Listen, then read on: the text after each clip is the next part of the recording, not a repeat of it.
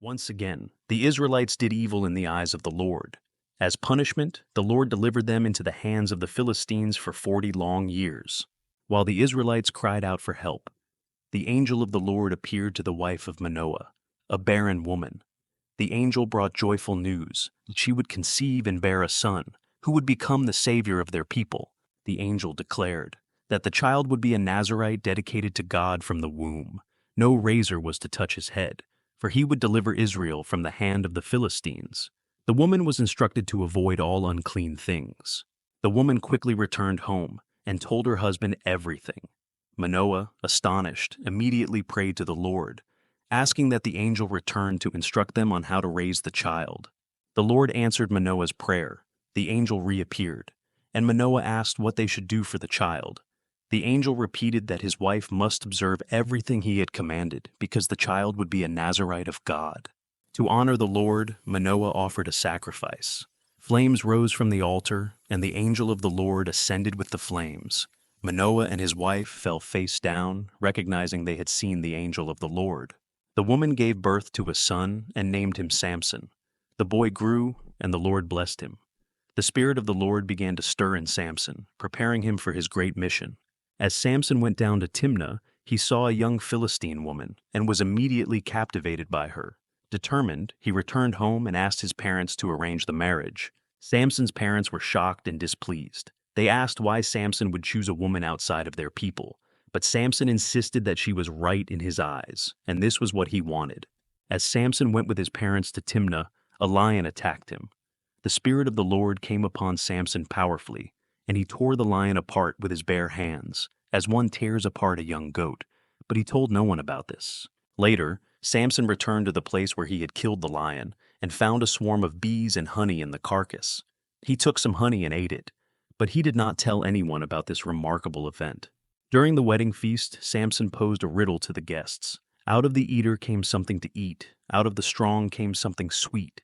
He promised to give 30 sets of clothes if they could solve it in 7 days. But if they failed, they would have to give him 30 sets. When the Philistines could not solve the riddle, they threatened Samson's wife, compelling her to get the answer from him. She wept for 7 days, and eventually Samson gave in and revealed the answer. On the 7th day, just before sunset, the townspeople solved the riddle. What is sweeter than honey? What is stronger than a lion? Samson became furious, knowing they had tricked him through his wife. The Spirit of the Lord came powerfully upon Samson, and he went down to Ashkelon, where he struck down 30 men and took their possessions. He returned to pay off the debt, but was filled with anger and disappointment. In his rage, Samson returned to his father's house. Meanwhile, his wife was given to another man, causing Samson deep pain and heartbreak. After some time, Samson returned to visit his wife. But when he arrived, her father informed him that she had been given to another man. This betrayal ignited a burning rage in Samson. To take revenge on the Philistines, Samson devised a clever plan. He caught 300 foxes, tied their tails together, and fastened a torch between each pair. With the torches tied to the foxes' tails, Samson released them into the wheat fields of the Philistines. The flames spread rapidly, burning the crops and olive groves, which infuriated the Philistines. In their fury, the Philistines killed Samson's wife and her father by fire. Devastated and enraged, Samson swore revenge and launched a brutal attack on the Philistines, killing many of them. After Samson's attack, the Philistines invaded Judah to capture him. 3,000 men of Judah found Samson and persuaded him to allow them to bind him and hand him over, as long as they promised not to kill him. As the Philistines approached, cheering at the sight of Samson, the Spirit of the Lord came powerfully upon him. The ropes fell from his hands, and he grabbed the jawbone of a donkey, using it to strike down 1,000 men. After defeating the Philistines, Samson was weary and dying of thirst. He called out to the Lord, and the Lord split open a rock, causing water to flow. Samson drank and was revived, giving thanks for the great deliverance. After these dramatic events, Samson became a judge of Israel, leading them for 20 years during the time of Philistine rule. After Samson arrived in Gaza, the Philistines plotted to attack him at dawn. However, in the middle of the night, Samson awoke, lifted the city gates along with their posts, and carried them to the top of the hill facing Hebron. Not long after, Samson fell in love with a woman named Delilah.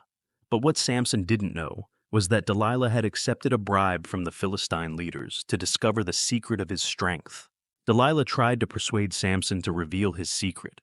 But the first time, Samson lied, saying that if he were tied with 7 fresh bowstrings, he would lose his strength. But when the Philistines attacked, Samson easily snapped the bowstrings. Undeterred, Delilah asked Samson again.